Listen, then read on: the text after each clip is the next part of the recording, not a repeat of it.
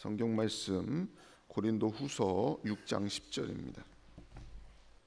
우리 다 함께 읽겠습니다. 시작.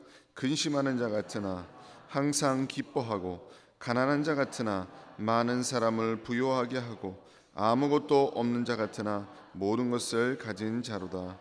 아멘. 할렐루야. 주님을 찬양합니다.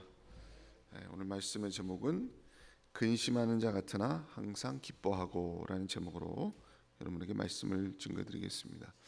오늘은 염려와 근심을 어떻게 신앙적으로 극복하고 이겨낼 것인가에 대해서 성경적으로 한번 성찰해 보도록 합시다.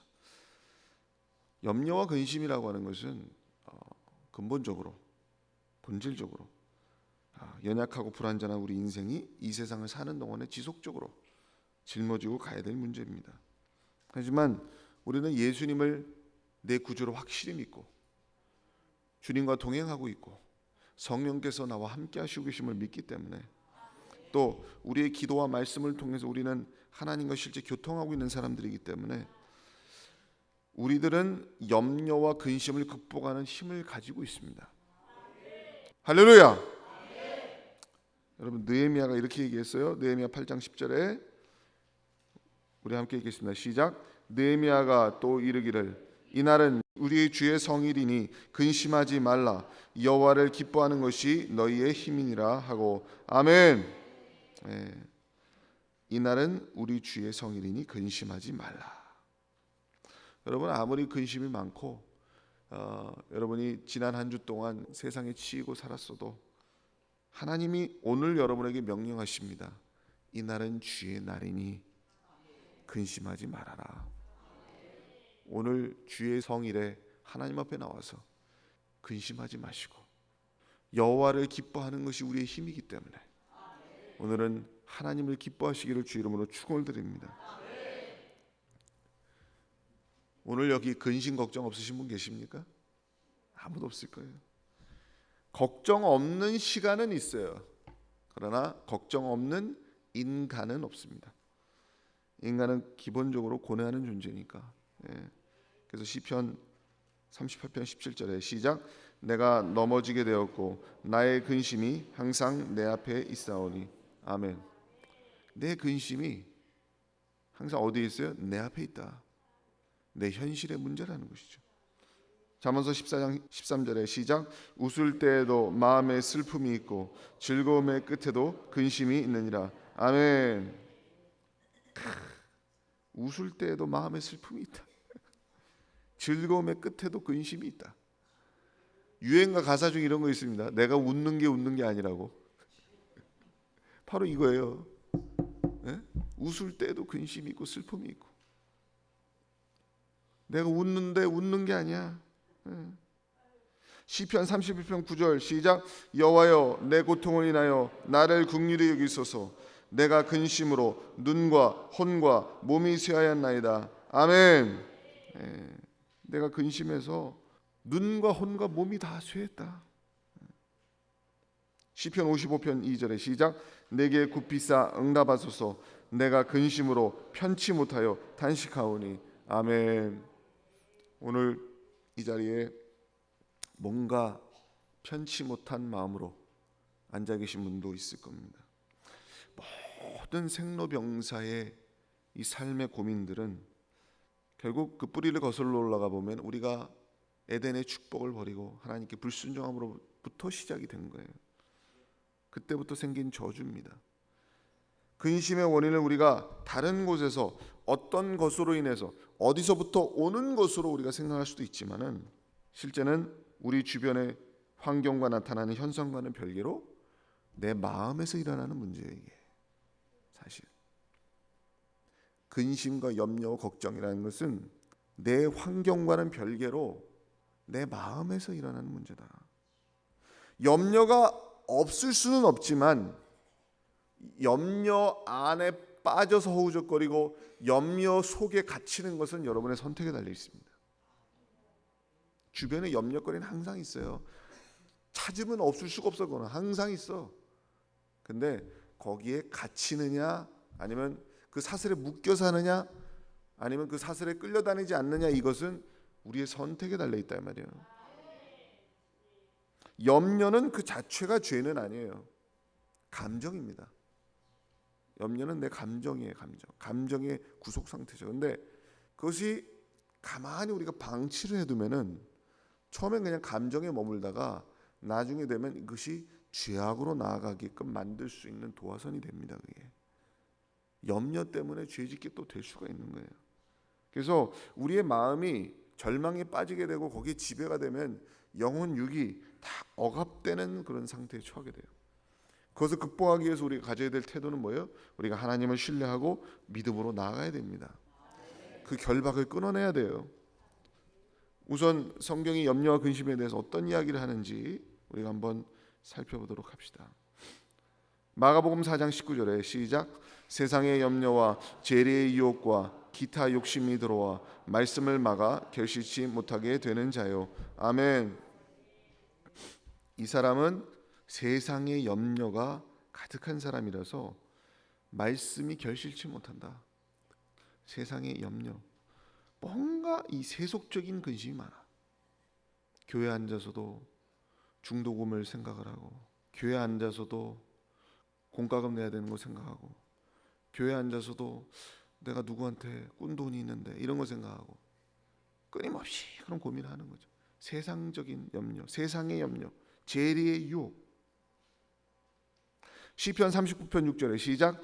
진실로 각 사람은 그림자같이 다니고 헛된 일에 분유하며 재물을 쌓아나 누가 취하는지 알지 못하나이다. 아멘. 헛된 일에 분유하고 머리가 복잡하다 이 말이에요. 헛된 일에. 그리고 재물을 쌓아나 그것도 헛되다. 마태복음 19장 22절에 시작. 그 청년이 재물이 많음으로 이 말씀을 듣고 근심하며 가니라. 아멘.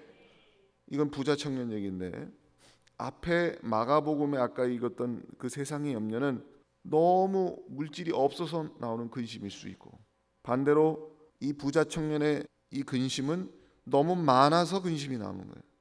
재물이 많아도 근심, 없어도 근심. 내가 스스로를 좀 생각을 해봐요. 진단을 해봐야 돼요. 내가 하는 근심 중에 영적인 근심이 있고 신앙적인 그런 근심들이 있고 세속적인 근심들이 있는데 이 비율이 어느 정도인가를 한번 가늠해 보셔야 돼요. 세상적인 근심만 이렇게 커져가지고 막 나를 지금 잠식해 있다 그러면 문제가 있는 거예요. 세상적인 근심이 없을 수는 없지만 그 비율이 비정상적이면 안 된다는 거예요. 내 믿음 생활에 대한 근심, 이런 것들, 걱정, 이런 것들은 부정적인 게 아니에요. 굉장히 내가 하나님 앞에 더 바로 서려고 노력하는 거, 이건 좋은 것입니다. 그래서 이런 것이 어느 정도 균형이 있어야 돼요. 깨달으시길 바랍니다. 누가복음 12장 25절에 시작.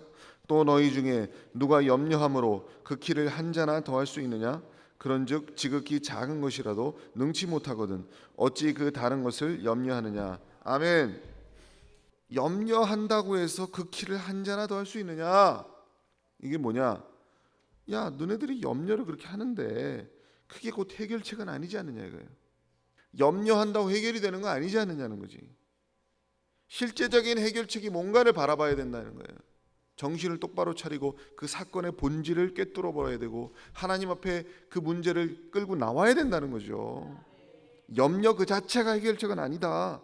시편 120편 2절에 시작. 너희가 일찍이 일어나고 늦게 누우며 수고의 떡을 먹음이 헛되도다.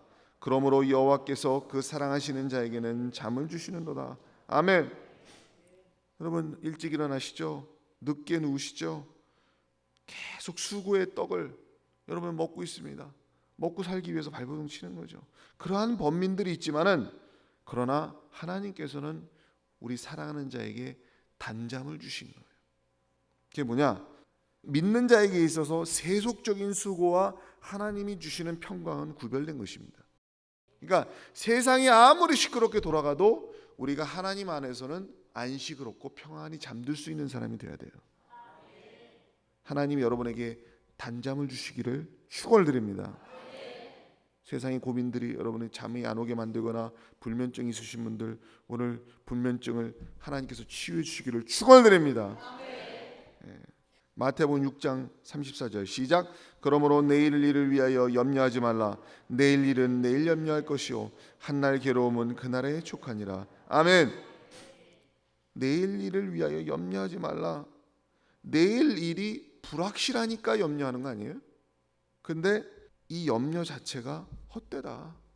그날 괴로움은 그날에 족하다. 염려하지 마라. 내일 일의 불확실성 그 자체가 헛되다 이거예요. 그러니까 마음의 우리의 번민들을 본질적으로 바라보면 우리 안에 막 솟아나는 이런 걱정, 근심, 우리를 에워싸고 있는 것들이 본질을 꿰뚫어 보면 그게 헛된 것이다. 마음의 문제다. 마음의 문제다. 감정에 의해서 이게 증폭되는 측면이 있어요. 우리 안에서. 이게 하나님 앞에 오늘 성가대가 찬양했잖아요. 감사함으로 하나님 앞에 나와서 아뢰야 되는 건데 이게 내 감정 안에 그 걱정 근심을 집어넣으면 이게 압력밥솥이라 이게 내 안에서 증폭되면서 언젠가 터져버려요. 잘못된 방향으로. 그러니까 하나님 앞에 갖고 나와야 되는 거예요.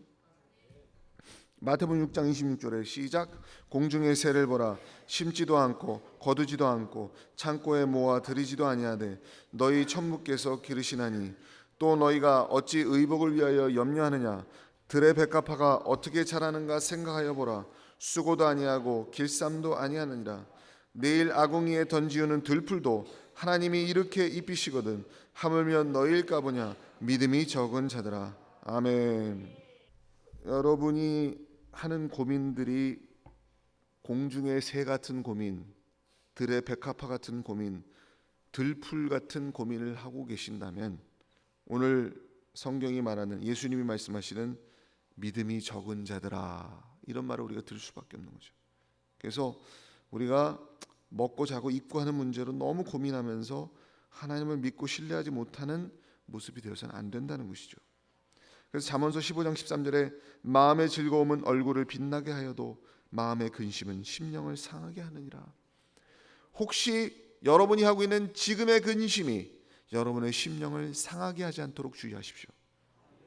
여러분의 믿음을 좀먹지 않도록 주의하십시오. 자, 그런데 근심 걱정도 종류가 있어요. 때로는 하나님이 꼭 필요해서 주시는 근심도 있다 이 말이에요. 고린도후서 7장 10절에 시작. 하나님의 뜻대로 하는 근심은 후회할 것이 없는 구원에 이르게 하는 회개를 이루는 것이요 세상 근심은 사망을 이루는 것이니라. 아멘. 하나님의 뜻대로 하는 근심이 있다. 이게 뭐예요? 구원에 이르게 하는 근심, 회개를 이루게 하는 근심. 그러나 하나님의 뜻대로 하지 않는 근심은 뭐예요? 사망으로 가는 근심이다. 이 차이가 뭐냐? 믿음이 있는 근심이냐 없는 근심이냐, 하나님을 신뢰하는 근심이냐 불신하는 근심이냐, 구원에 이르는 근심이냐 사망에 이르는 근심이냐. 그러면 그 내가 하는 근심이 복된 근심이 되고 하나님의 뜻대로 하는 근심이 되려면 어떻게 돼야 돼요? 여러분이 하나님 앞에 나와서 성령의 음성에 귀를 기울여야 돼요. 즉 뭐예요? 성령께서는 여러분의 깊은 것이라도 통달하시고 하나님은 여러분을 위해 탄식하고 계신 분이에요. 성령의 탄식의 소리에 귀를 기울여야 돼요. 그러면 지금 내가 근심 걱정하는 것이 내가 귀를 기울여 보니까, 기도를 해보니까, 영적인 깊은 진실의 차원에 가보니까 성령의 내 내면에서 성령의 탄식하시는 그 방향성과 내 근심이 지금 방향이 같아. 내가 걱정하는 것이 하나님이 걱정하는 것이야. 내가 깊이 기도를 해보니까 성령의 탄식하는 음성이 들리는데 그 탄식하는 그 성령의 탄식의 방향과 내 근심의 방향이 같아. 이거는 복된 근심이죠. 때로는 좋은 근심이 여러분의 심령을 맑게 만들고 정화시키는 경우가 있거든요. 여러분 전도서 7장 3절에 다 함께 읽겠습니다. 시작. 슬픔이 웃음보다 나음은 얼굴에 근심함으로 마음이 좋게 됨이니라. 아멘. 그 근심이 여러분의 마음을 좋게 만들 수 있어요. 정화시킬 수가 있어요. 누가복음 12장 29절에 시작. 너희는 무엇을 먹을까 무엇을 마실까요? 구하지 말며 근심하지도 말라. 아멘. 솔직히 여러분 가슴에 손 놓고 한번 생각해 보세요. 여러분이 무엇을 먹을까 마실까요? 구하지 말며 근심하지도 말라 이랬는데 예수님 명령이에요. 정말 근심하지도 않으셨어요? 근심할 때 많잖아요. 여러분의 기도 제목들 하나 다 보시면은 세상 근심 아무것도 없어요? 아니잖아요.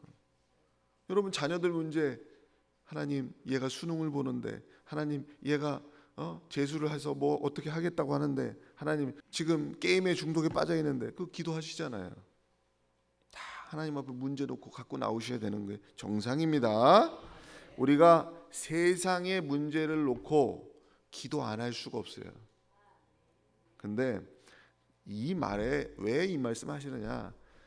너무 성숙되지 못한 어린아이처럼 맨날 어린아이들 뭐 갖고 투정 부려요. 저 사탕 안 준다고 투정 부리듯이.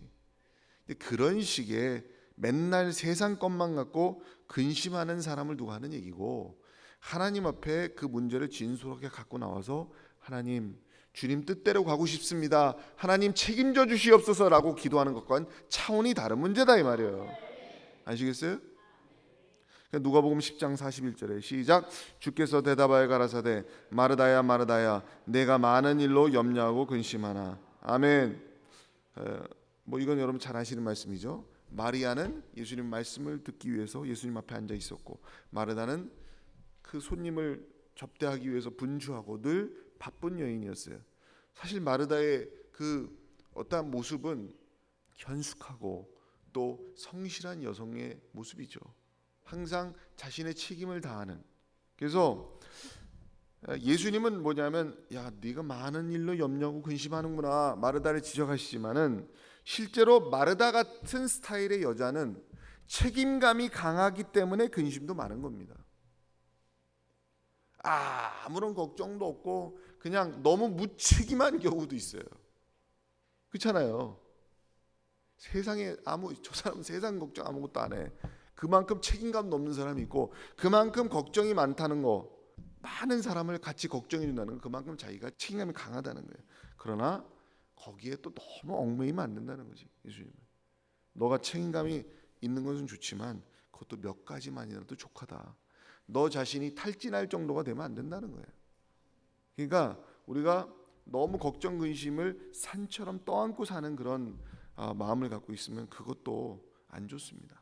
그래서 여러분 스스로를 위해서 그 약간 무거운 짐은 다 예수님께 갖고 나오는 것이 중요해요. 데살로니가전서 4장 13절에 시작. 형제들아 자는 자들에 관하여는 너희가 알지 못함을 우리가 원치 아니하노니 이는 소망 없는 다른 이와 같이 슬퍼하지 않게 하려 함이라. 아멘. 여기서 보면 소망 없는 다른이, 이거 뭐냐면 세상 사람들. 세상 사람들은 슬퍼한다. 뭐 앞에서 슬퍼한다? 죽음 앞에서 슬퍼한다. 왜? 소망이 없으니까, 부활을 모르니까, 천국을 모르니까 슬퍼한다. 그러나 믿는 우리들은 죽음 앞에서 세상 사람과 같은 근심을 하지 않는다. 근데 참 우리가 이 죽음이라고 하는 것은 굉장히 우리에게 있어서 기본적으로 인간이 자기 애를 갖고 있고 삶에 대한 애착을 갖고 있기 때문에 죽음을 앞두고 두려워하지 않는 사람이 누가 있겠습니까? 다 두려워하죠. 근데 여러분 생각해 보세요. 예수님이 십자가에 달린 상태에서 피를 뚝뚝 흘리면서 마지막 숨을 가쁘게 몰아쉬는 상황 가운데 자기의 그 육신의 어머니였던 그 마리아를 누가 돌봐줘야 될 거 아닙니까? 그러니까 자기 사랑하는 제자 요한에게, 요한복음 19장 27절에 뭐냐면 또 그 제자에게 이르시되 보라 내 어머니라 하신데 그때부터 그 제자가 자기 집에 모시니라. 요한에게 이제부터 내 어머니다 그러면서 자신의 어머니를 자기 사랑하는 제자에게 맡기는 겁니다. 근데 이것은, 이 예수님의 모습은 남은 자에게 하는 부탁일 뿐이에요. 남은 자를 향한 부탁이지, 예수님이 예를 들면 나 이제 끝장났어, 나는 내가 이렇게 비극으로 가니까 네가 좀 책임을 져야죠, 이런 뜻에서 하는 얘기가 아니라고. 죽음 자체를 절망적으로 표현하는 이 말이 아니란 얘기예요. 우리도 죽음을 앞두고 남은 자를 위해서 기도하고 삶을 정리할 수 있어요. 하지만 그 죽음 그 자체가 우리에게 소망 없는 슬픔이 되지 않도록 해야 됩니다. 왜냐? 죽음은 결코 우리에게 끝이 아니기 때문에 그 후가 있어요. 우리에게는 그 후에 영원한 게 약속이 돼 있단 말이에요. 그렇다면 우리가 진짜 염려해야 될 게 뭐냐? 우리가 근심해야 될 게 뭐냐? 아모스 5장 6절에 시작. 너희는 여호와를 찾으라. 그리하면 살리라. 염려컨대 저가 불같이 요셉의 집에 내리사 멸하시리니 베델에서 그 불들을 끌 자가 없을까 하노라. 아멘. 아모스 선지자가 얘기했던 것처럼 염려컨대 그가 걱정했던 게 뭐예요? 그 하나님의 심판의 불이 요셉의 집에 내려서 그 불을 끌 자가 없을까 하노라. 하나님의 그 심판을 걱정했던 것이죠. 신명기 29장 18절에 시작. 너희 중에 남자나 여자나 가족이나 집 하나 오늘날 그 마음이 우리 하나님 여호와를 떠나서 그 모든 민족의 신들에게 가서 섬길까 염려하며. 아멘. 신명기에서 나오는 이 염려가 뭐냐? 너희 중에 남자나 여자나 가족이나 하나님을 떠나서 우상에게 절할까 그것을 염려하라 이거예요. 여러분의 마음이 하나님보다 더 세상을 사랑할까 염려하고, 내 마음이 혹시 미혹돼서 미혹경에 사로잡힐까 염려해라. 끝까지 믿음을 지킬 수 있느냐 없느냐 그걸 염려해라. 히브리서 3장 12절에 시작. 형제들아 너희가 삼가 혹 너희 중에 누가 믿지 아니하는 악심을 품고 살아계신 하나님에게서 떨어질까 염려할 것이요. 아멘. 우리는 하나님께로부터 멀어질까를 염려해야 돼요. 고린도전서 7장 32절에 시작. 너희가 염려 없기를 원하노라. 장가 가지 않는 자는 주의 일을 염려하여 어찌하여야 주를 기쁘시게 할꼬 하되, 장가 간 자는 세상 일을 염려하여 어찌하여야 아내를 기쁘게 할꼬 하여 마음이 나누이며, 시집가지 않은 자와 처녀는 주의 일을 염려하여 몸과 영이 다 거룩하게 하여 하되, 시집간 자는 세상 일을 염려하여 어찌하여야 남편을 기쁘게 할꼬 하느니라. 아멘. 이게 바울이 이제 결혼에 대해서, 혼인에 대해서 얘기하다가 나온 얘기인데 다 이렇지는 않겠죠. 총각 처녀들은 어찌해야 예수님을 기쁘게 할꼬 이러는데, 장가 가거나 시집 가게 되면은 어찌하면은 아내를 기쁘게 할까, 어찌하면은 남편을 기쁘게 할까 이런다 이거예요. 그러면서 오늘 바울이 얘기하는 게 뭐냐면, 마음이 나뉘게 될까 그걸 염려하라 이겁니다. 실제로 그렇습니까 여러분? 그런 사람도 있고 없는 사람도 있고. 뭐 베드로도 결혼을 했을 텐데 하나님을 전적으로 따르다가 하나님 앞에 순교한 사람이듯이 꼭 그런 것만은 아닐 거예요. 그러나 우리가 염려해야 될 게 뭐냐? 오늘 말씀에 거울 비추어 삼아 보면 뭐예요? 우리가 하나님 앞에서 마음이 나뉘울까를 염려해야 돼요. 하나님께로 가야 될 마음이 세상에 혹시 나뉘을까? 혹시 내가 하나님께로 가야 될 마음을 하나님보다 더 사랑하는 것 때문에 빼앗기진 않을까? 그걸 우리는 고민해야 된다 이거예요. 이건 신앙적 고민입니다. 여러분 실제적으로 해야 될 고민이에요. 여러분 마음이 나뉘지 마시길 바랍니다. 하나님께 가야 될 것을 잘라먹는 무엇인가가 있으면 안 된다는 거예요. 고린도후서 11장 28절에 시작. 이 외의 일은 고사하고 오히려 날마다 내 속에 눌리는 일이 있으니 곧 모든 교회를 위하여 염려하는 것이라. 아멘. 이것은 뭐 우리 모두가 사자교회 공동체가, 교회 공동체가 해야 될 고민이기도 하지만 이거는 저한테 해당된 얘기입니다.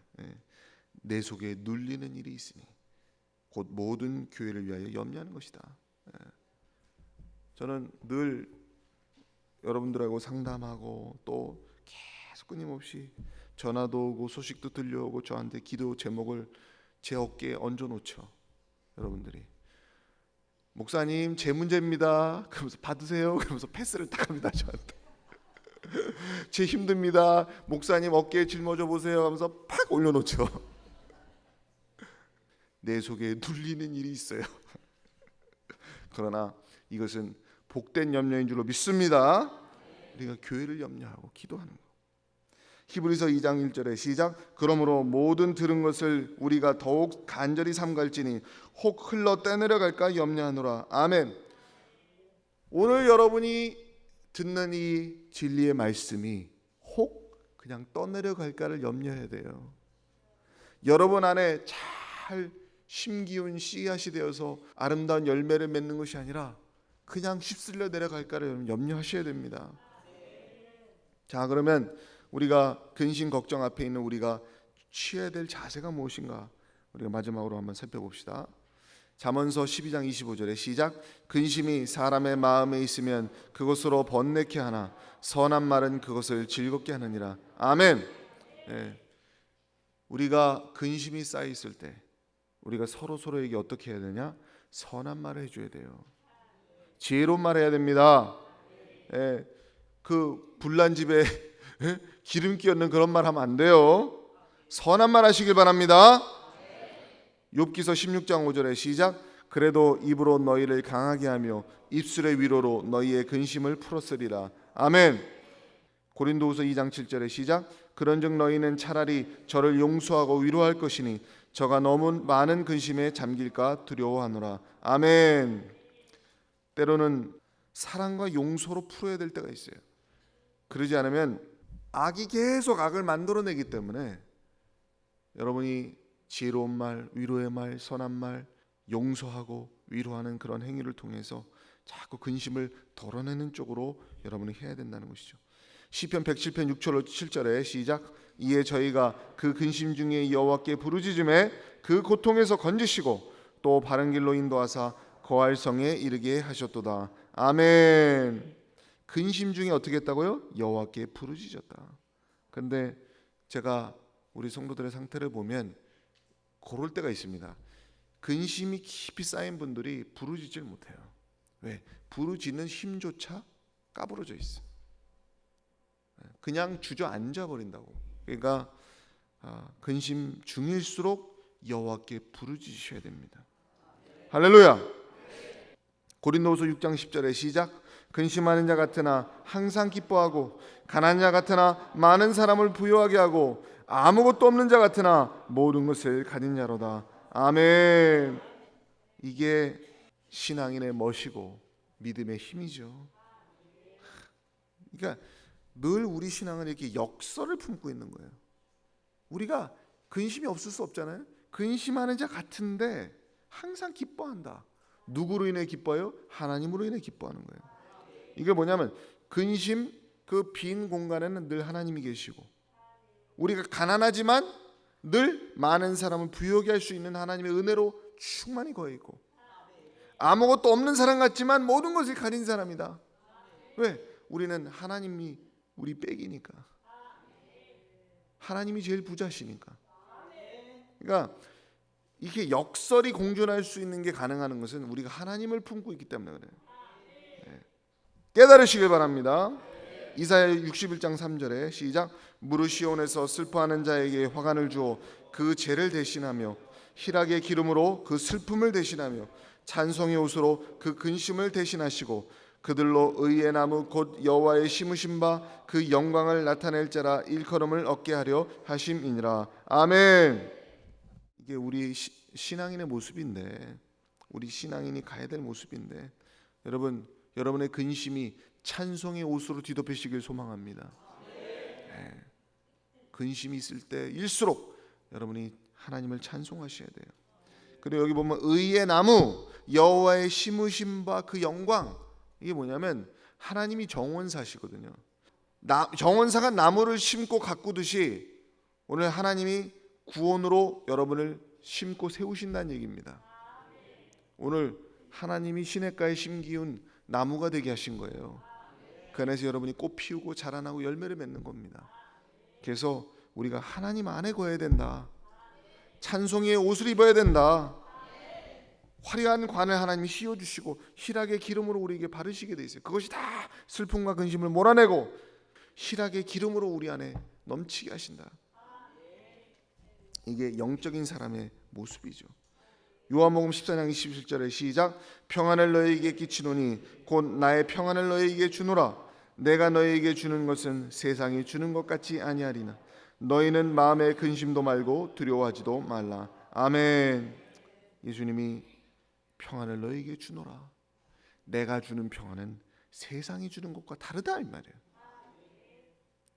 제가 암 투병 중이신 어느 분이 저하고 대화하는 중에 그렇게 그 항암 투병 중이시면서도 목사님 저는 감사밖에 없습니다.